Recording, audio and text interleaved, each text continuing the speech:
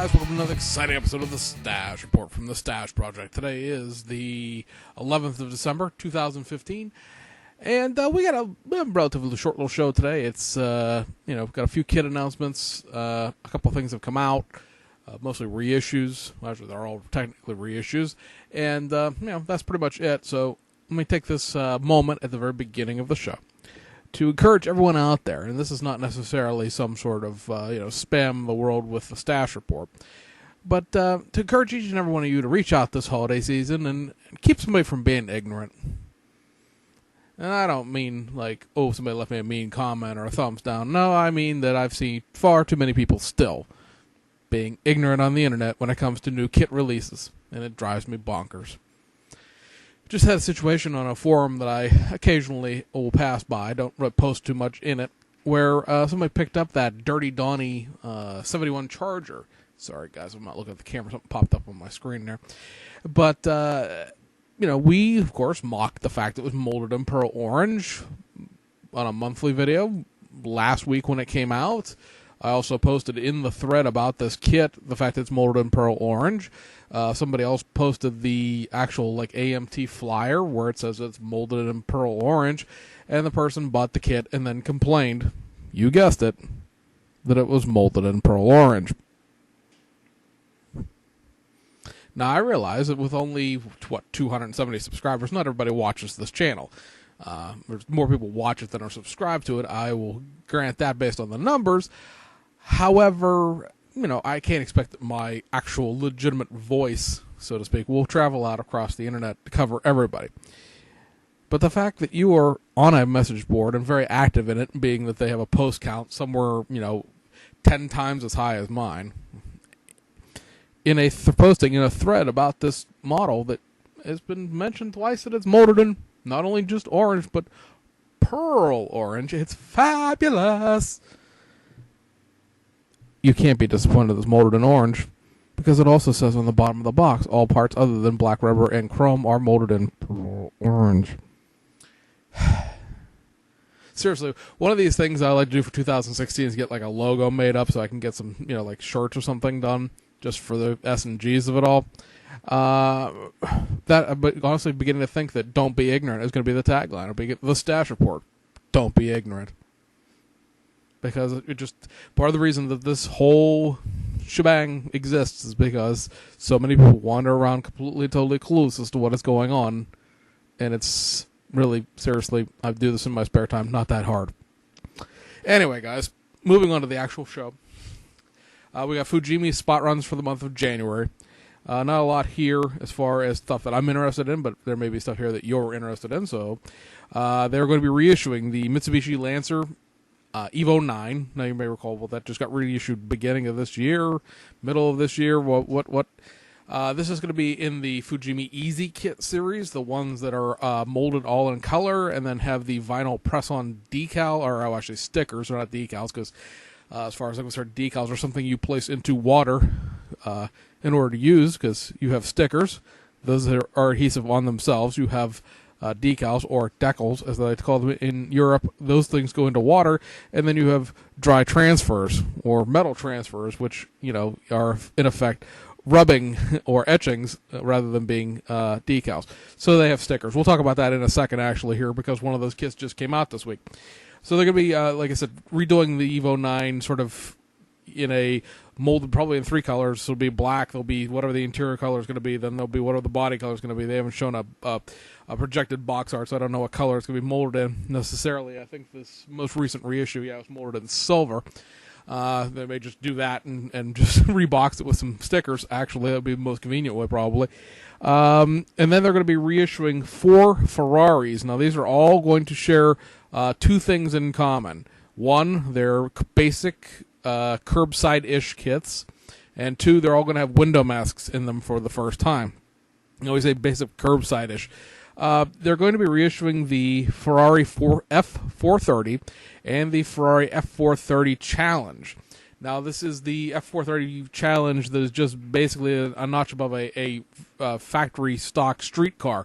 Maybe actually been able to drive the 430 Challenge. I'd have to go look, but it's not the 430 Challenge Racing Edition. It doesn't have the wing. It's not, completely and totally gutted interior.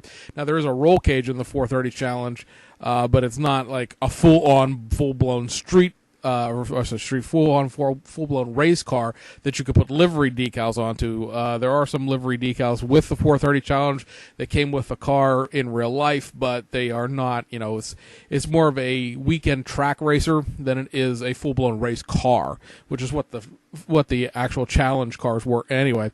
The 430s have a engine that is molded into the rear sort of suspension assembly, if you want to call it that. It's sort of a tub, but it actually is, like the entire rear end of the car. And then the air cleaner, the intake pendulums, and all that stuff are a separate piece that you glue onto the top of it.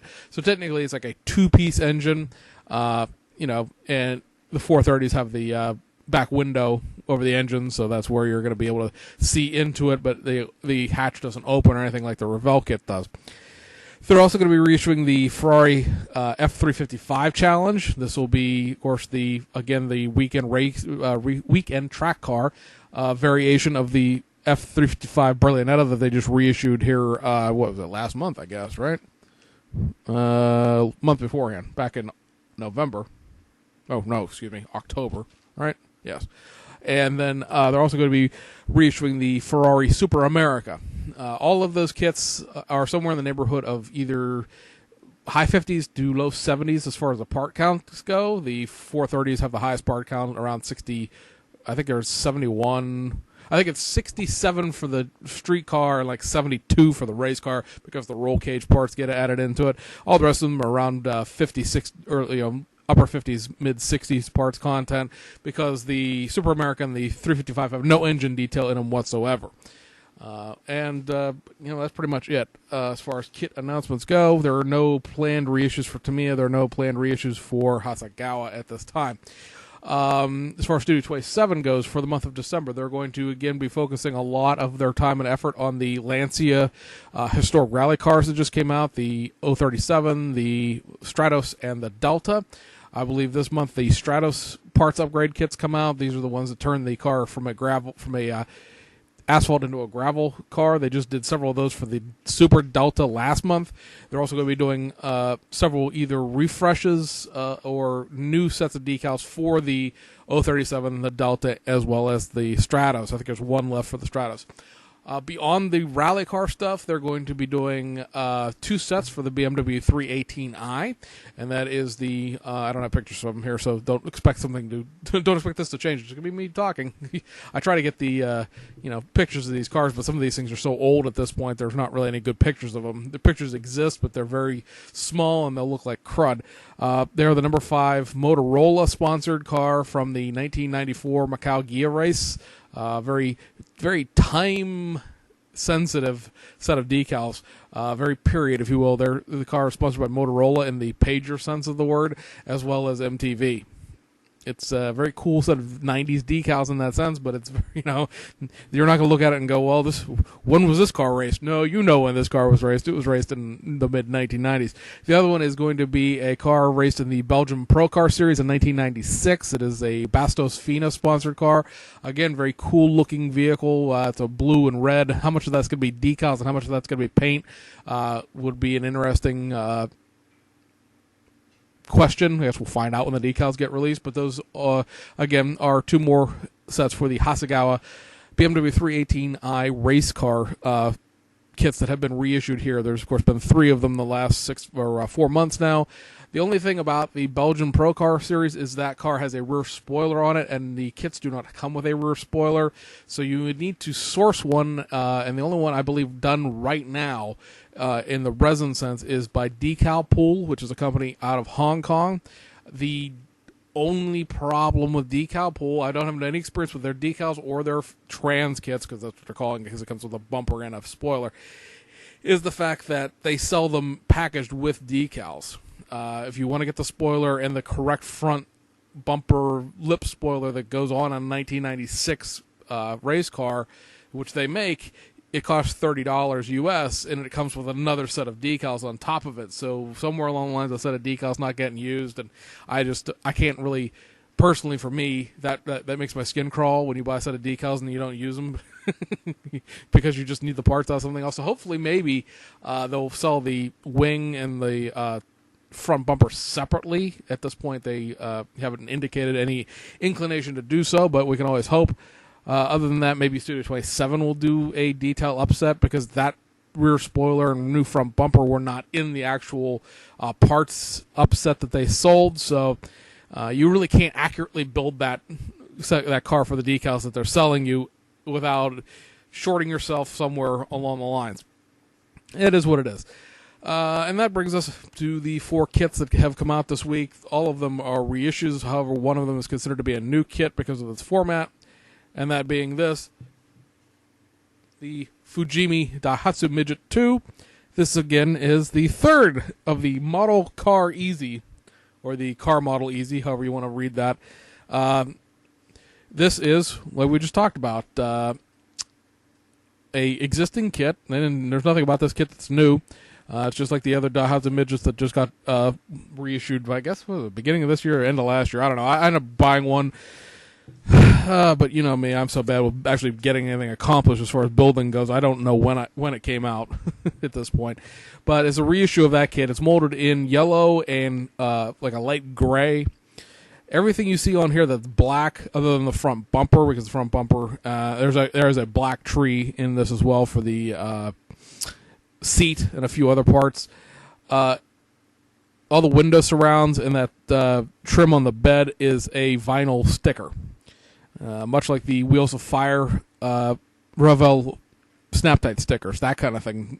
Very die-cut, very blocky, very, you can see the edge. I almost want to believe that the box art model here was, done in advance of the stickers being completed, so it's actually paint. I don't believe that the stickers could ever be made to lay down as well as they look like they're laying down on this box art. But like I said, beyond that, there's nothing about this Daihatsu Midget that's any different than the other one. Actually, the other kit that's not the glue kit is the exact same price, or not the glue kit, not the easy kit. They're all glue kits. You do need glue for this. It's not a snap-tight. But the other one that's out there, I'll look at the exact name here. Please hold while I turn around. It's actually this kit right here. This is the Daihatsu Midget 2. You'll notice, if you go back a half a second there and compare it to the actual Easy box we were just showing you, it's this one right here. This kit costs the same amount as the other one if you were into like having a really unique one-seater K truck. But this one is actually they managed to sort of Japanese everything on here, didn't they? Yeah. But you can build this either as a Type R or a Type D. The Type D is this one that's on the front here, and the Type R, or excuse me, I got that backwards. The Type D, the basic one, is this one up here with the steel wheels, and the Type R, the recreational one, is this one down here with all of the light rack and everything else like that. Like I said, there's no, fancy decals in this. There's, it's just regular water slide. What is that? That's Inch Up Series 144 is the kit you're looking for there. The retail on that's 2,200 yen. I think Hobby Link Japan's selling it for like something like 1,600 yen or something like that. So it's like $12-13 when it's all said and done with. Like I said, it's the same price, maybe even a little bit cheaper. You have both building options in here. I'm not sure that you actually get them both in that Easy kit. And this one is, instead of being molded in a bunch of different wacky colors, is just straight white. So it's, I think, some part fell out. Don't know where it went. We'll find that after we finish the video. But at any rate, it's white, and it's a little bit easier to deal with if you want to do something with, not make it yellow. So the other 3 kits are reissues from Aoshima. These are all August spot runs. You may recall, like 2 weeks ago, we had several of these come in. Ironically, these 3 kits do end the August spot run, missing kits. So there is that. All of these kits are going to very, succinctly just refill shelves. There's nothing new about them. This is the Toyota Century L-Type VG45. It is the I want to say late 80s, early 90s version, although until the body style update in 2002, I think it was, they all look the same. I found it. It was a bed to the truck. I didn't want to run that over with my rolly chair. They've reissued the Ings version, tuner version of the 2007 WRX STI Subaru Impreza, as well as the DAD VIP shop RB1 Honda Odyssey. At least it's not VIP American. No, wait, it is. Wah, wah, wah, wah, wah. I don't know anybody in America that has, an Odyssey in this format. I mean, there may be one or two VIP vans, out on the West Coast. Okay, there's probably hundreds of VIP vans around the country, but seriously, when was the last time you saw one like this? You cannot build a stock Odyssey out of this. It only comes with the big goofy wheels. Actually, they're not even that goofy on this one, I'll give you that. But, it only comes with the VIP stuff. It only comes with the VIP bumpers, the VIP side skirts. It has a pretty basic bone stock interior and chassis itself because, there really wasn't much else to do with that as far as, what this car represents. However, like I said, you can't build a factory stock Odyssey out of it. If you want a factory stock Odyssey of that generation, there is a Fujimi kit that exists out there. And that, guys, is about it. Next week, let's see. What is next week? Next week, I think next week's a full week as far as the retailers in Japan go.